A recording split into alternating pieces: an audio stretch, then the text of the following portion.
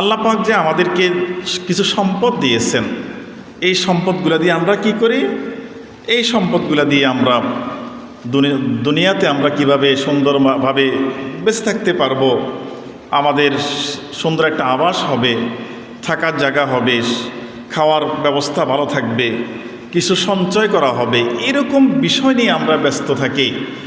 আর বাস্তবতা হলো আল্লাহ পাক সম্পদ দিয়ে ওই সম্পদ থেকে আল্লাহ পাক বলছেন তোমরা আল্লাহর রাস্তায় কিছু খরচ করো, আল্লাহর পথে কিছু ব্যয় করো, কারণ এই ব্যয় করাটা তোমাদের পরকালীন জীবনে গিয়ে সম্বল হয়ে দাঁড়িয়ে যাবে।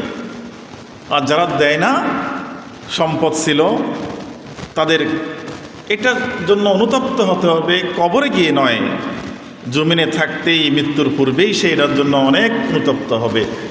আল্লাহ পাক কোরআনে মাজিদে বলেন, বিসমিল্লাহির রহমানির রহিম, وَأَنفِقُوا مِمَّا رَزَقْنَاكُم مِّن قَبْلِ أَن يَأْتِيَ أَحَدُكُمُ الْمَوْتُ। আল্লাহ বলেন, হে আমার বান্দারা, তোমরা ব্যয় করো, খরচ করো, আল্লাহর রাস্তায় তোমরা খরচ করো। ওয়ানফিকু, কই থেকে? মিম্মা রাযাকনাকুম, আমি আল্লাহ তোমাদেরকে যে সম্পদ দিয়েছি সেখান থেকে। কারণ তুমি দুনিয়াতে আসছো, একেবারেই খালি হাতে আসছো, তুমি পরিশ্রম করেছ, কোশিশ করেছ, আল্লাহ পাক তোমাকে দান করেছে। সুতরাং এই আল্লাহ পাকের দেওয়া সম্পদ থেকে তোমরা সব কিছু দুনিয়ার জন্য খরচ করো না, সব কিছু নিজের জন্য খরচ করো না, সব কিছু পরিবারের জন্য খরচ করো না। এখান থেকে কিছু জিনিস, কিছু সম্পদ, কিছু টাকা পয়সা আল্লাহ পাকের রাস্তায় তোমরা খরচ করো। আল্লাহ পাক নির্দেশ দিয়েছেন সম্পদ থেকে শুধু সঞ্চয় না, কিছু দানও করতে হবে।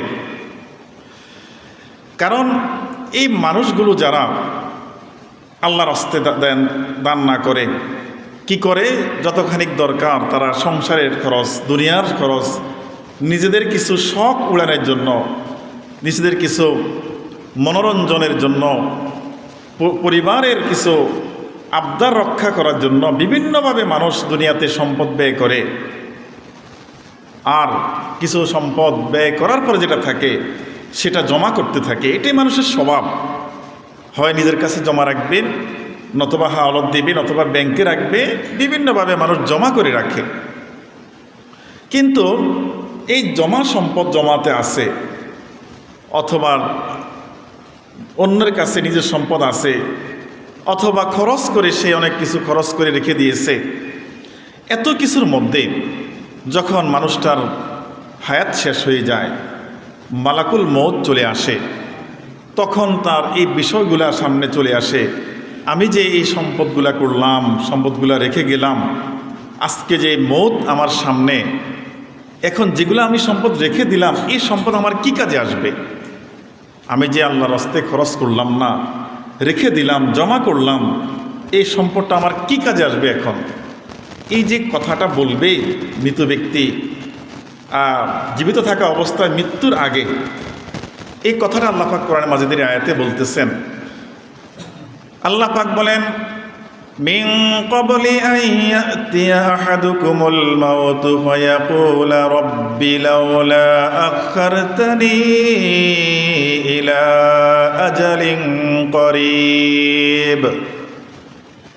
একটু পূর্বেই মৃত্যু আসার, একটু পূর্বেই মালাকুল মউত, অন্য কেউ দেখবে না, যে ইন্তেকাল হবে সে দেখবে মালাকুল মউত আসছে। মালাকুল মউতের সহকারী যারা ফেরেশতা রয়েছে তারা আসছে জান কবজ করার জন্য। বিভিন্ন প্রক্রিয়া শুরু, তার চোখের সামনে বাড়ছে, অন্য কেউ দেখে না।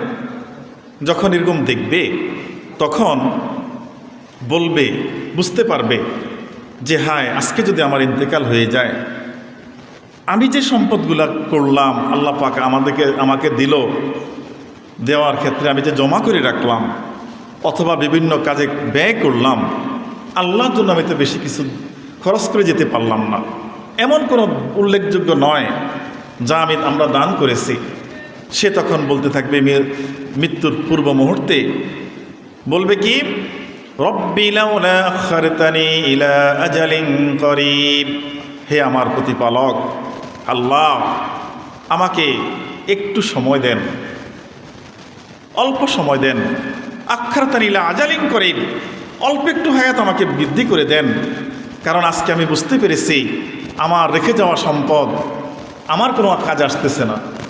ইন্তেকাল হলে সম্পদগুলো ছেলেরা মেয়েরা ভাগ করে নিয়ে যাবে, টাকা যেগুলো রয়েছে সেগুলো ভাগ করে নিয়ে যাবে, কিন্তু আমি কি নিয়ে গেলাম?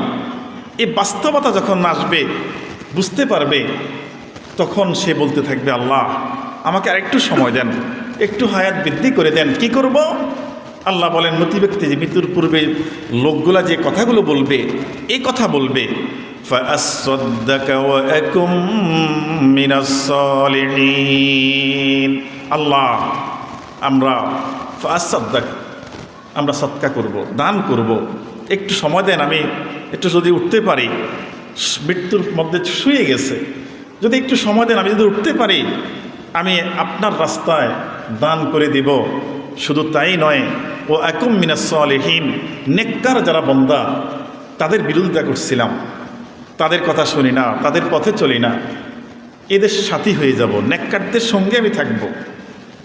আচ্ছা বলেন, মৃত্যুর আগে মালাকুল মউত যখন মানুষ দেখে ফেলে, তখন তো তার তওবাই কবুল হয় না, আল্লাহ পাক তার হায়াত তাকে বৃদ্ধি করে দিবেন না। তাহলে মৃত্যুর পূর্বে তার আফসোস শুরু হয়ে যাবে, আমি কি করে গেলাম, হায় আফসোস, কি করলাম আমি। যখন এই মৃত্যু ব্যক্তি বারবার আল্লাহ পাকের কাছে আর্য করতে থাকবে, আল্লাহ আমাকে একটু সময় বাড়িয়ে দেন, আমি সদকা করব, দান করব, ভালো পথে চলব এবং নেককার লোকদের সাথী হয়ে যাব, তখন আল্লাহ পাক বলবেন আয়াতে কারিমার পরবর্তী অংশে, ওয়ালাই ইউআখিরাল্লাহু নাফসান ইযা জাআ আজালুহা।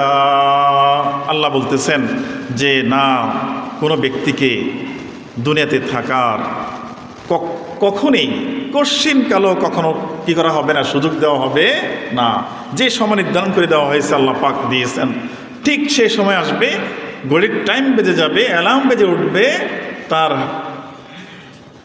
দেহ থেকে রূহকে আলাদা করে ফেলবে। এটাই আল্লাহ পাকের ফয়সালা করে দিয়েছেন। এবং মৃত্যুর আগে যে মানুষ এই কথা বললে তাকে যে সময় দেওয়া হবে না, সেই জন্য আল্লাহ পাক কোরআনে কারিমের মধ্যে, এই আয়াতে কারিমের মধ্যে কথাগুলো বলে দিয়েছেন আমাদের হেদায়েতের জন্য, আমরা যেন শিক্ষা নিতে পারি, আমরা যেন আল্লাহকে না ভুলে যাই, আল্লাহর পথটাকে আমরা ছেড়ে দিয়ে শয়তানের পথে যেন আমরা না দাবিত হই, সেজন্য আল্লাহ পাক আগেই কথাগুলো বলে দিয়েছেন। আর আল্লাহ পাক আয়াতের শেষ অংশে বলেন, আল্লাহু খাবীরুম বিমা তা'মালুন। আর আল্লাহ পাক অধিক ভালো জানেন, বিমা তা'মালুন, তোমাদের যে নেক আমল করেছ, কি কাজ করেছ, কি কর্ম করেছ, এটার ব্যাপারে তোমাদের থেকে তোমার আল্লাহ পাক বেশি ভালো জানেন। কত মানুষ তো মানুষ নেকের স্রোতে করে, নেকের স্রোতে করে, কিন্তু এটার মধ্যে গুনাহের অভাব নাই। দেখতে দেখা যায় কাজটা অনেক ভালো, কিন্তু মনের মধ্যে, নিয়তের মধ্যে গড়মিল থাকার কারণে সেই ভালো কাজ নেকের পরিবর্তে গুনাহে পরিণত হয়ে যায়। সেই জন্য আমাদের এই মনের বিষয়টা ইখলাস পয়দা করতে হবে। যতগুলো কাজ রয়েছে, কাজগুলো যেন আমরা আল্লাহ পাকের জন্য করতে পারি, মানুষকে খুশি করার জন্য নয়, দুনিয়াতে সুনাম অর্জনের জন্য নয়, নয় কোনো দুনিয়ার কোনো উদ্দেশ্য হাসিল। একমাত্র উদ্দেশ্য থাকবে আল্লাহ পাকেরকে এই কাজকর্মের দ্বারা, আমল দ্বারা, ইবাদত দ্বারা আল্লাহ পাকের সন্তুষ্টি অর্জন করা, লোক দেখানো যেন না হয়ে যায়।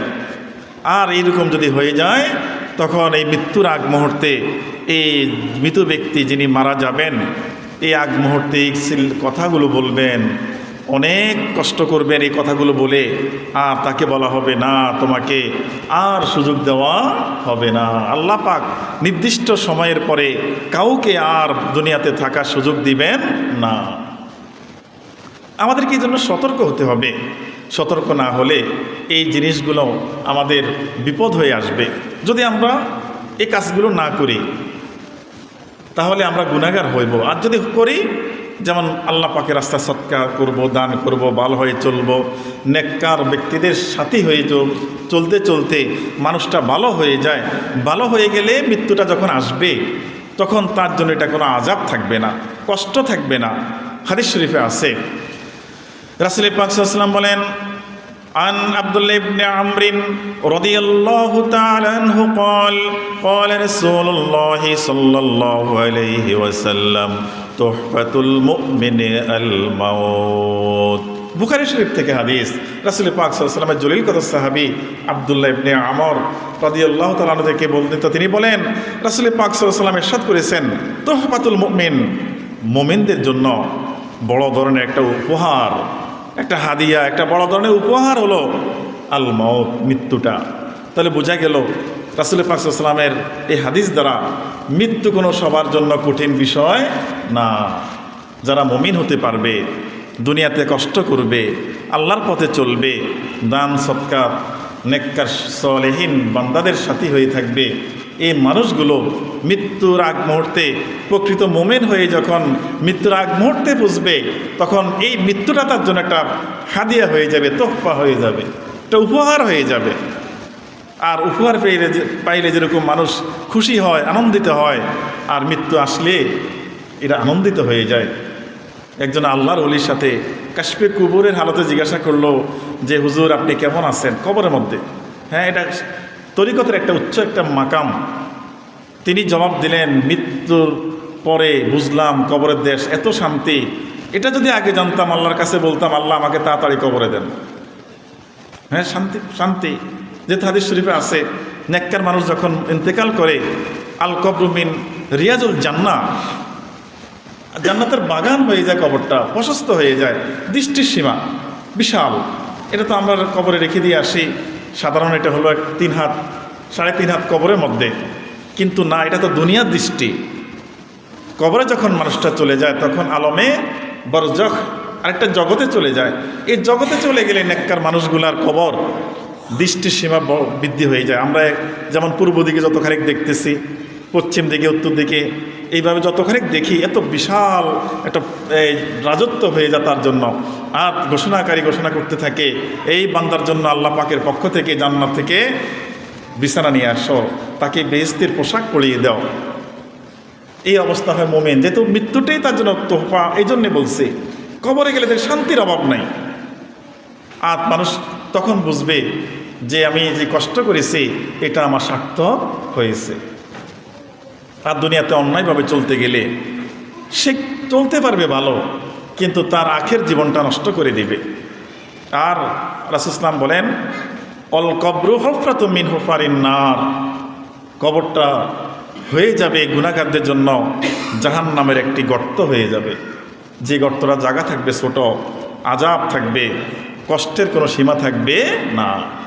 এই জন্য আমাদের দুনিয়া থাকাকালীন সময় আমরা সিদ্ধান্ত যদি না নেই, মৃত্যুর আগ মুহূর্তে আমাদের সিদ্ধান্ত নেওয়ার আর কোনো সুযোগ থাকবে না, যেহেতু আমাদের হায়াত আর বৃদ্ধি করা হবে না।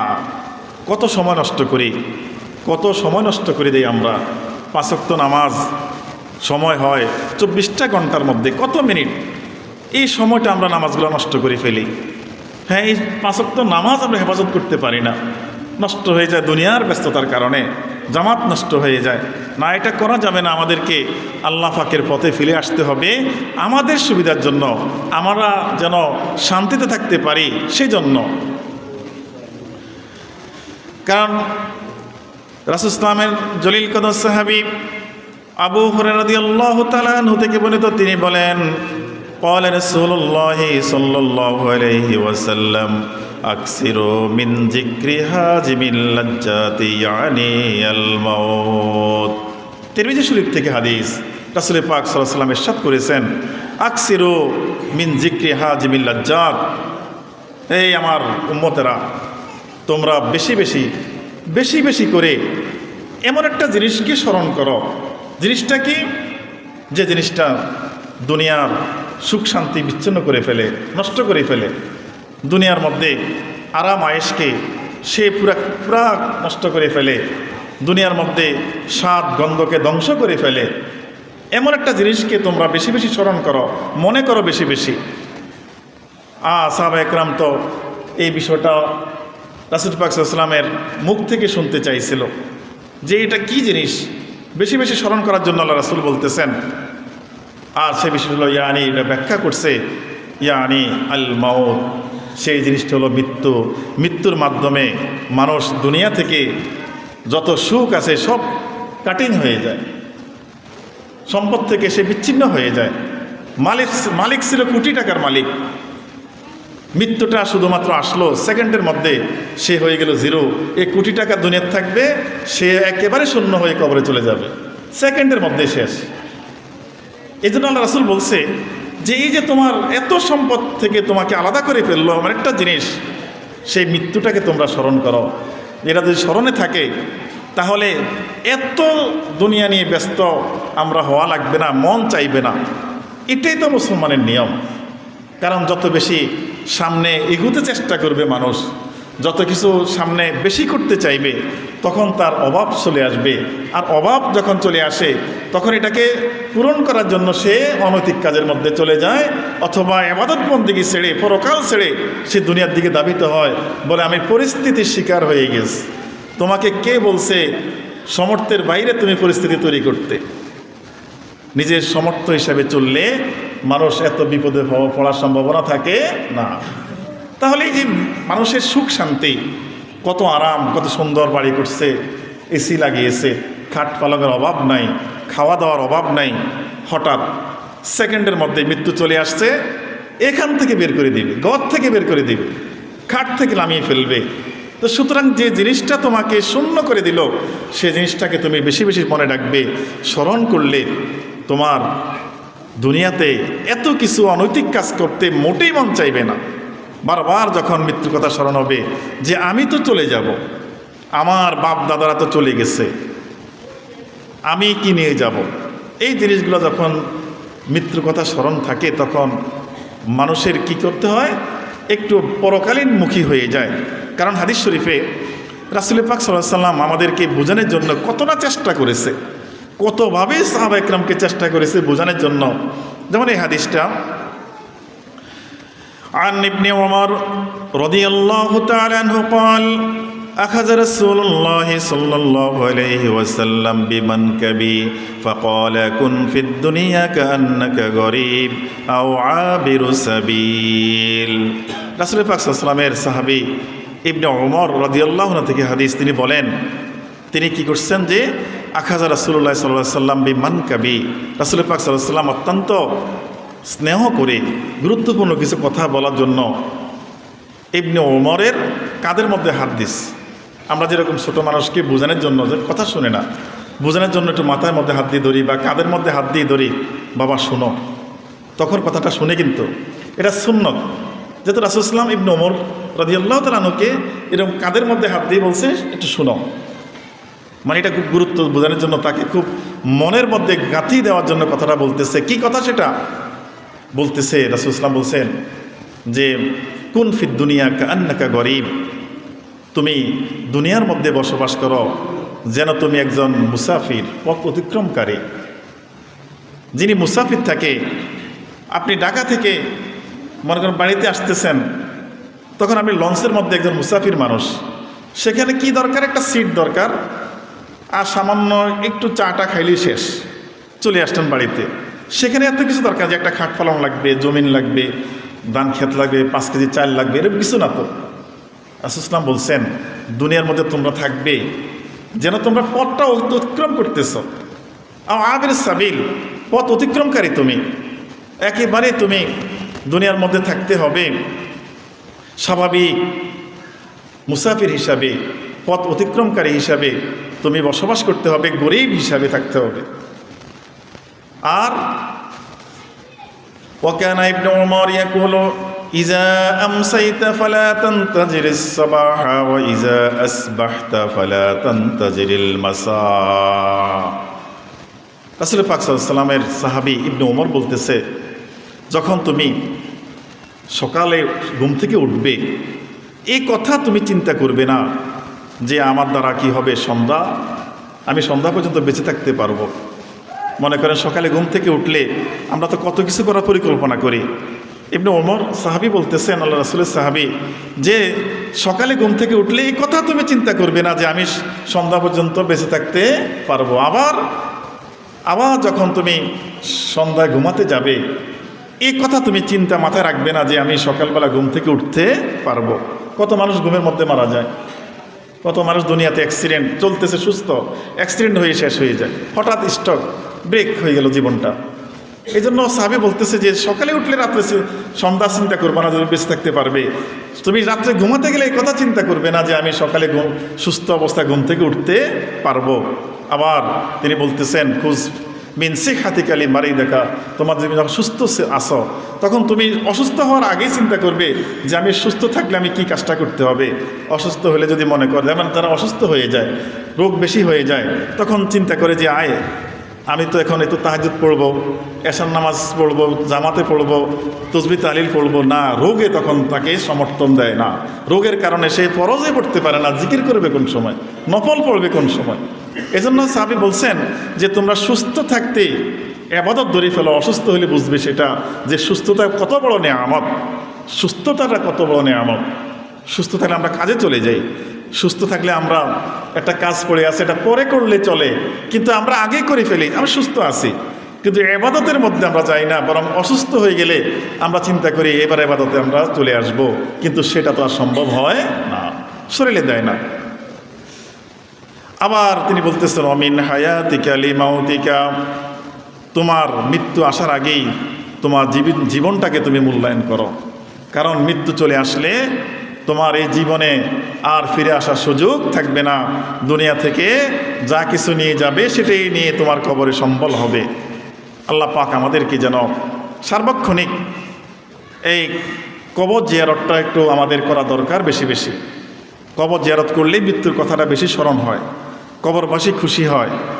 কবর জিয়ারত তো প্রত্যেক দিন রুটিন, এটা কবর জিয়ারত করতে হবে আমাদের, করলে উপকার আছে, মৃত্যুর কথাটা স্মরণ হবে। দুনিয়া চলতে গেলে, অন্যায় করতে গেলে তখন বাধা আসবে মন থেকে যে আমার তো এটা করে আমি কি করব, কি লাভ হবে আমার, জবাব তো আমাকে দিতে হবে। আল্লাহ পাক আমাদেরকে বুঝে শুনে চলার তৌফিক দান করুক। সবাই বলুন আমিন। ওয়া আখির দাওয়ানা আলহামদুলিল্লাহি রাব্বিল আলামিন।